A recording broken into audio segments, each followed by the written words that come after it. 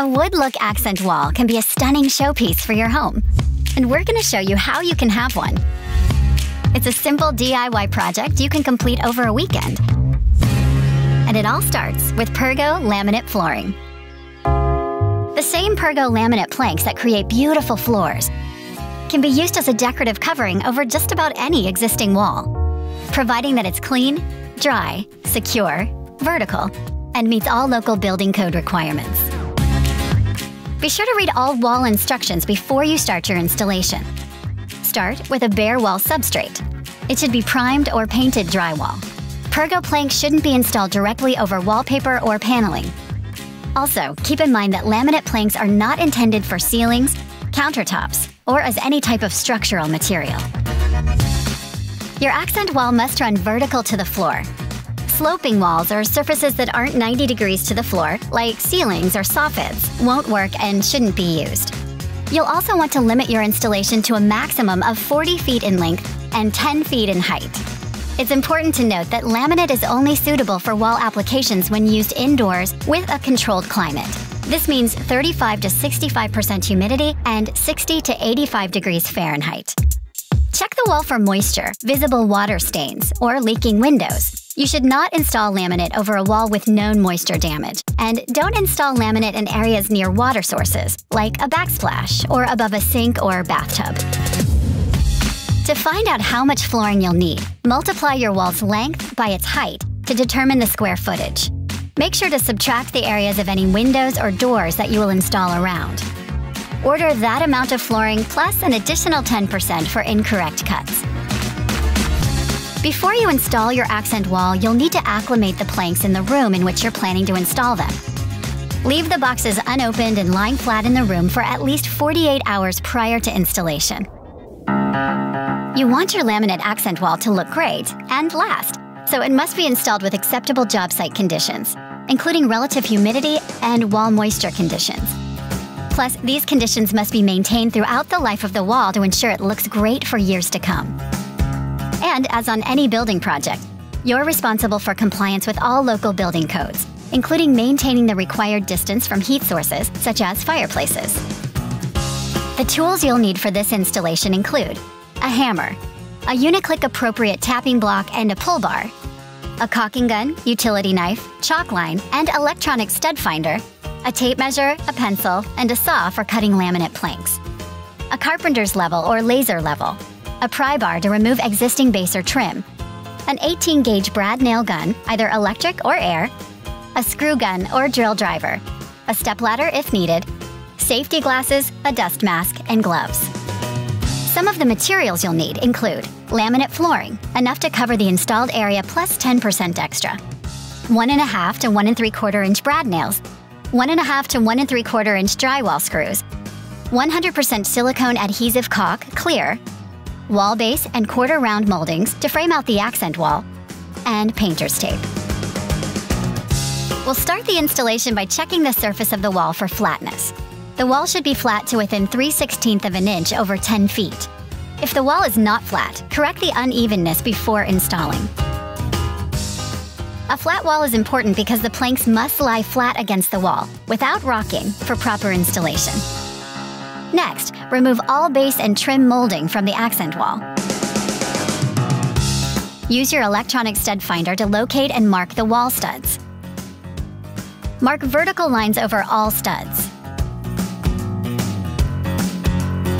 Use painter's tape to extend stud location to the ceiling if needed. You'll need to turn the power off while working around wall outlets and light switches. Pay special attention to avoid contacting any electrical wiring. Open the boxes of planks and inspect each plank for damage. You don't want to install any damaged material. You can use laminate planks with or without an attached pad. There's no need to remove the pad, so treat the installation the same for both types of planks. We'll select enough planks to create the first row on the bottom of the wall and lay them on the floor with the DECOR side face up and the groove side toward the wall. Click the end of the planks together, then measure the length of the plank needed to complete the row. Make sure you leave a 3/16 inch gap against any adjoining wall on both ends. Cut the plank to fit and click it into place.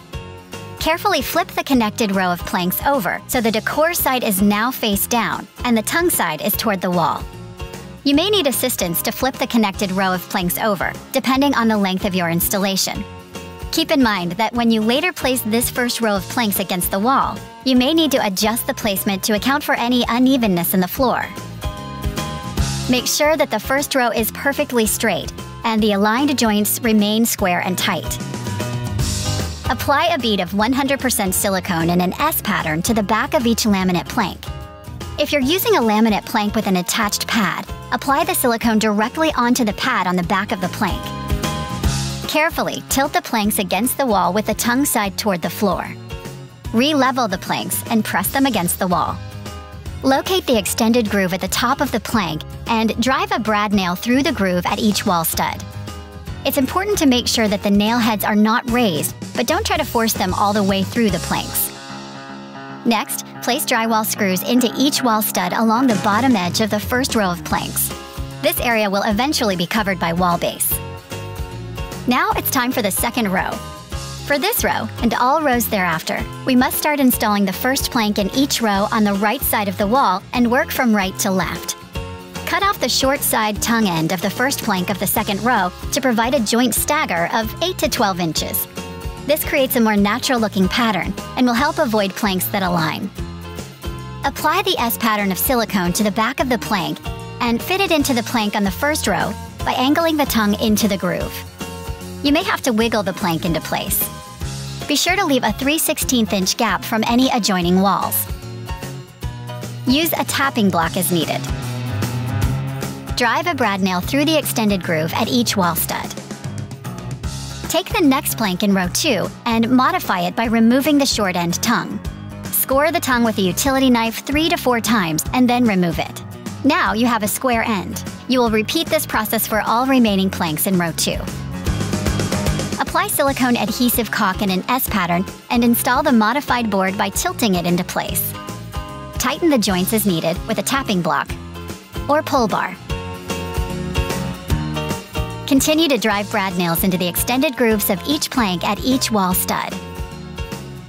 For row 3 and all full height rows thereafter, repeat the process used for row 2. For the last row, you'll want to use painter's tape to mark the stud location for your brad nails. Cut all planks in the last row to the required width to complete the installation. Complete the installation as you have the earlier rows. Now it's time to trim the wall. Finish the bottom of the wall with wall base. Use quarter round for inside corners and ceiling. Clean up the installation materials, dust the planks, and you're finished. You have a truly unique accent wall.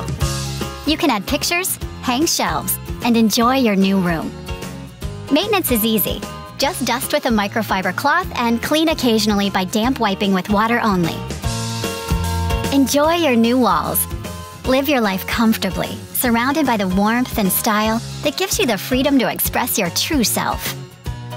Our laminate planks will inspire you with their beauty and astound you with their durability.